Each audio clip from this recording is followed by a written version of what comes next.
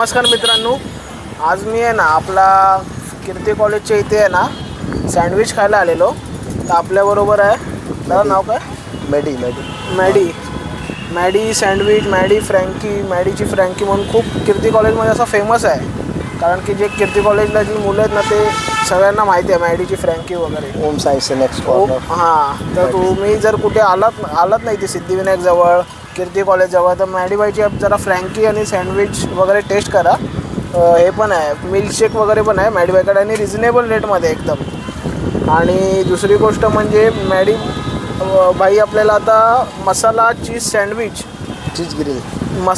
Grill sandwich बनवून दाखवणार आहे.